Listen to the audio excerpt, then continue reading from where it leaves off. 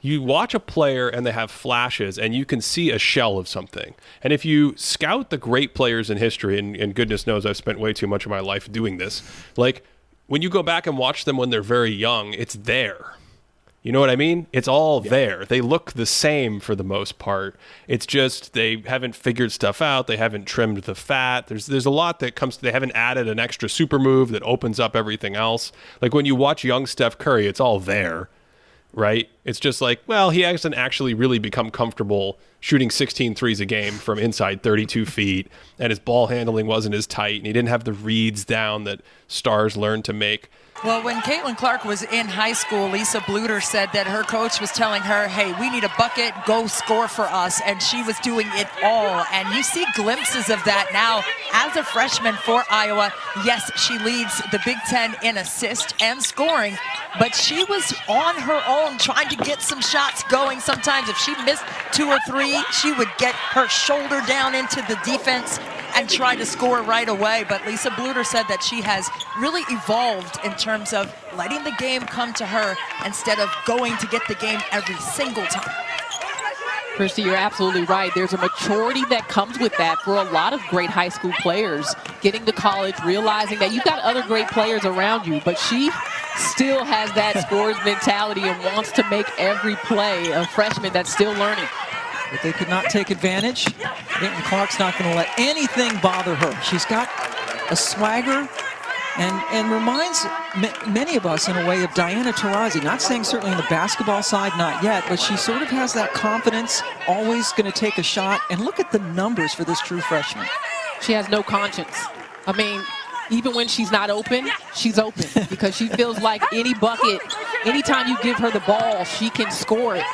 And she's proven to be very effective and at an efficient level. That's what really stands out to me. She's not just putting up a ton of shots and shooting it at a low percentage from the field.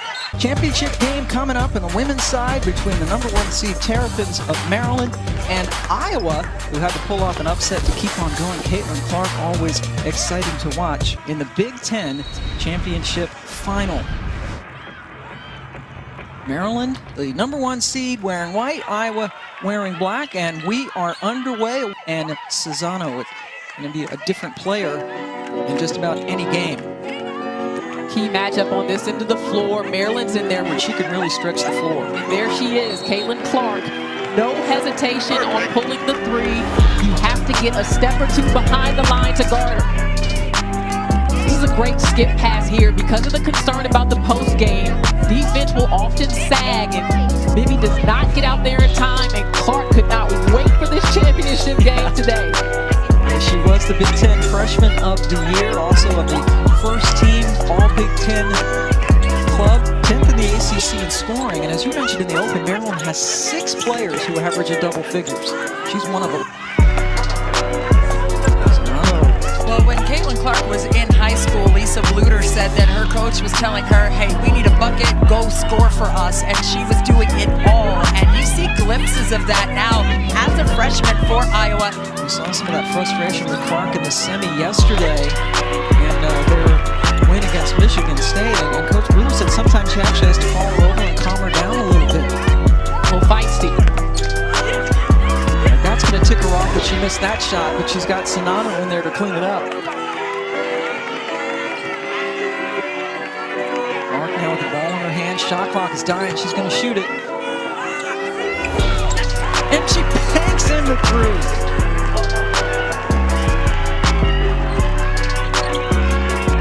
Iowa on a 9-2 run to close the game to 3 after Clark's desperation 3 found the bottom of the net.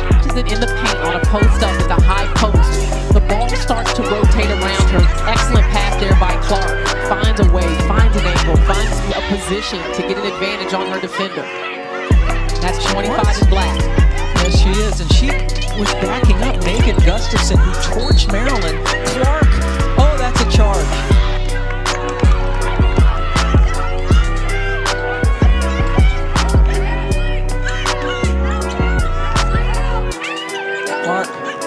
Zips it across court, shot off in time, but it doesn't fall really good. They've got depth, they check all the boxes, defensively they're stout. offensively so balanced, even maybe more balanced than we thought coming into the Pac-12 tournament. Tara Vanderveer is just out offensively so balanced, even maybe more balanced than we thought coming into the Pac-12 tournament. Tara Vanderveer is just biggest lead of the game now, 14 for the Terrapins. Diamond Miller closing out quickly, but then a really good adjustment by Kate Martin. Here's some of the ticket punch I already mentioned.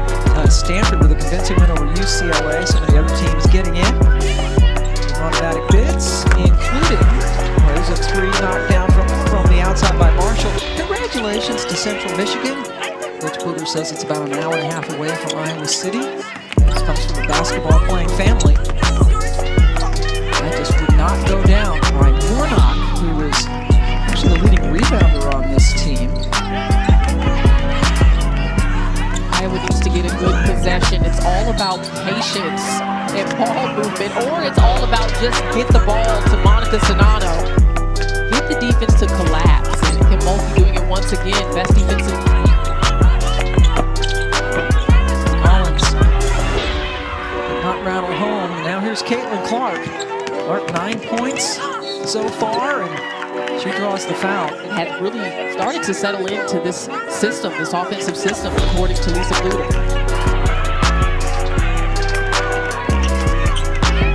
Now Caitlin Clark gets it to Sonano, who hits it right before the buzzer. I'll tell you, Lisa Bluder and actually Beth Burns, when she was at San Diego State, are the two coaches that I noticed early when I started doing this broadcasting. They do the visualization. It's important. It's just like stretching. It's just like getting extra free throws. Like, they want their players to see themselves having success, and they literally work on the mental aspect of the game every day. Amy Collins just hit her second three of the game. She's only had 10 all season, but then the response from Clark, 55 today, so the two highest scoring halves against Iowa this year, both coming courtesy of the Terps. Iowa can score two. Caitlin Clark all the way. Wusu just a little bit of space. Her shot's been off the last couple of games. But you would give her that shot, right? You're more concerned about her off of the drive, so Marshall goes under that screen. You give that shot to Wusu, but you don't give it to Caitlin Clark, and definitely not in transition where she's starting to feel it.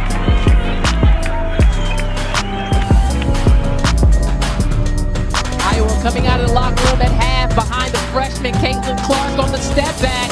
Let's go. Caitlin Clark has got her fire going here in the third. She's a competitor. You knew she was going to come out of the locker room ready to go. 10 points in the first half, 7 in the second half. Just to kind of give Clark something to think about, changing up their defenses. Misfires on that three. Collins' third three of the game. Again, she only had 10 in her first 25 games. Martin missed, but an offensive rebound does not go in, but good work by Warnock to earn the free throws. That was a really good pass by Clark as well. And they're now 20 points ahead.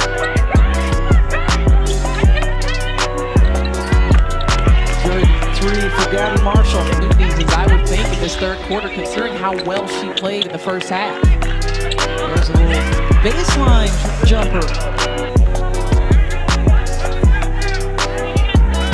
Caitlin Clark guarded by Miller, takes it right to the bucket. Body in position to take charges this entire game and doesn't quite get there. I actually thought that foul was on Diamond Miller. Sends Caitlin Clark to the line. Bad for the freshman. Because now they're back in the Big East and they breeze through that this year.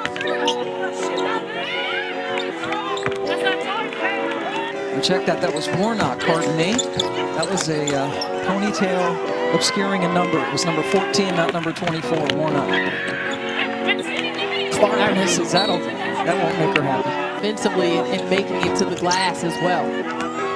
Clark gets the miss. Yeah, Warnock earlier this year, Coach Bluder just called her their X factor.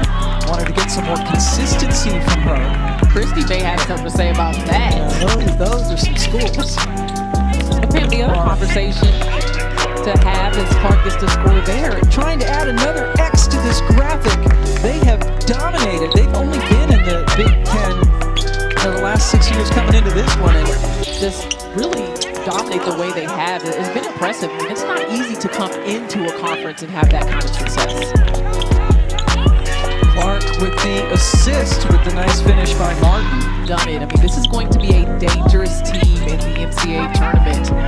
The way they scored, their toughness, ran out of gas a little bit here, not to take anything away from Maryland, but this is a Hawkeyes team that's going to be a lot of trouble if you run into them in the NCAA tournament. Another bucket for Martin, and I think that's a great point. Beating Maryland is tough enough, but trying to beat them after you've already played 3 straight days of basketball is just a Herculean task for anybody. And Iowa not nearly as deep as Maryland. In less than 24-hour turnaround. Right. That's what Lisa Bluter was talking to us about today. Less than 24 hours on the turnaround. So there was a lot of ice tubs and short shoot-arounds, trying to do everything they can to keep players fresh. But you could tell, I mean, even Clark and her ability to get open. I mean, she usually fights to get the basketball, but this is a lot of minutes being played by this team over the last 4 days.